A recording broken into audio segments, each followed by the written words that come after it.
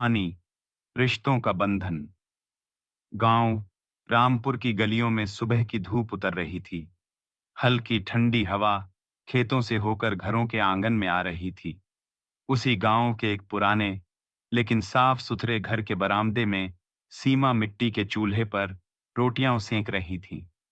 उसके चेहरे पर उम्र का असर दिखने लगा था, पर आंखों में अब भी एक गहराई थी, इंतजार की गहराई। सीमा और नीला, दो बहनें, एक दूसरे की दुनिया। माँ बाप का साया बचपन में ही उठ गया था। तब सीमा मात्र 12 साल की थी और नीला 3 की। उस दिन से सीमा ने नीला को सीने से लगा लिया था, जैसे माँ अपने बच्चे को लगाती है। सीमा ने खुद को भुला दिया था। खेतों में काम करती, लोगों के कपड़े सिलती, राखियां बनाकर हाट में बेचती, ताकि नीला की पढ़ाई कभी न रुके। नीला बचपन से ही तेज थी, किताबों में उसकी जान बसती थी। और सीमा, वो हर रात चुपचाप नीला की कॉपियां देखती, कभी उसकी लिखी कविता पढ़ती, तो कभी उसकी ड्राइंग पर मुस्कुरा देती। एक दिन नीला ने इंटरमीडिएट की परीक्षा में पूरे जिले में टॉप किया।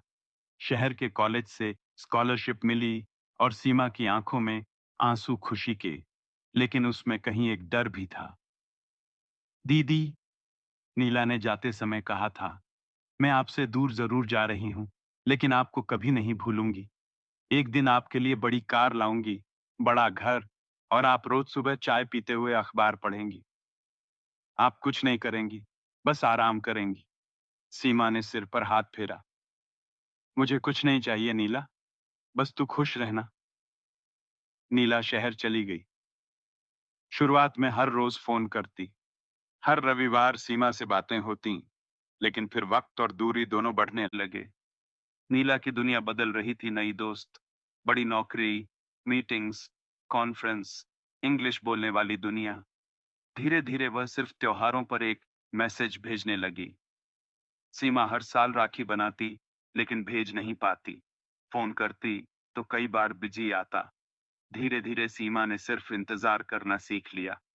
फिर एक दिन, करीब 5 साल बाद, गांव में खबर फैली, नीला शहर से आ रही है। सीमा की खुशी का ठिकाना नहीं रहा। उसने पुराने ताखे से नीला की बचपन की तस्वीरें निकाली।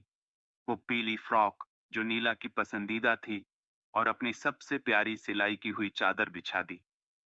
जब नीला घर पहुंची, तो गाड़ी से उतरते हुए मोबाइल पर बात कर रही थी। बाल कंधों तक कटे हुए, आंखों पर काला चश्मा, हाथ में चमचमाता पर्स। सीमा दौड़कर आई, उसे गले लगाना चाहा, लेकिन नीला थोड़ा पीछे हट गई। दीदी, जरा धूल लग जाएगी कपड़ों को, नीला ने मुस्कुराते हुए कहा। सीमा की हंसी एक पल को रुकी, फिर बोली, ठीक है बेटा, पहले फ्रेश हो जा, खाना लगा दूं? नहीं दीदी, मैंने रास्ते में खा लिया था। वैसे भी अब मैं ऑयली फूड नहीं खाती। सीमा चुप रही। उस रात नीला अपने कमरे में फोन पर लगी रही, और सीमा आंगन में बैठी पुराना एल्बम देखती रही। अगले दिन नीला को गांव के स्कूल में उद्घाटन समारोह में जाना था। मंच पर गांव के मास्टर जी ने नीला की ओर इशारा करते हुए कहा, आज नीला जी जो कुछ भी हैं, उसका श्रेय सिर्फ उनकी मेहनत को नहीं, बल्कि उनकी बहन सीमा को भी जाता है, जिसने खुद की पढ़ाई छोड़ी, सपने छोड़े, ताकि नीला उड़ सके। पूरा हॉल तालियों से गूंज उठा, और पहली बार नीला की आंखों से आंसू बह निकले। उसे अपने हर साल भूले गए रक्षाबंधन, हर मिस कॉल और हर अधूरी बात याद आ गई। रात को उसने चुपचाप सीमा का हाथ पकड़ा और कहा, दीदी, माफ कर दो, मैं सच में बहुत दूर चली गई थी। अब मैं आपको अपने साथ शहर ले जाऊंगी, एक एक सपना पूरा करूंगी आपका। सीमा मुस्कुरा दी। मुझे शहर नहीं चाहिए नीला, बस तू पास रहे, वही काफी है। लेकिन अगर तू कुछ करना चाहती है, तो इस गांव के बच्चों के लिए कर, ताकि किसी और सीमा को खुद को कुर्बान न करना पड़े। उस दिन से नीला ने अपना काम यहीं से शुरू किया। गांव में एक सुंदर स्कूल की नींव रखी गई, नाम रखा गया सीमा शिक्षालय। अब नीला गांव में ही एक छोटे दफ्तर से ऑनलाइन काम करती है, और सीमा बच्चों को पढ़ाती है, कहानियां सुनाती है, जैसे कभी माँ सुनाती थी। अंतिम पंक्तियां, कुछ रिश्ते जन्म से बंधते हैं, लेकिन उनका असली अर्थ तब समझ आता है जब हम उन्हें खोने लगते हैं। सीमा और नीला की कहानी यही सिखाती है, प्यार कभी दूर नहीं होता, वह सिर्फ इंतजार करता है।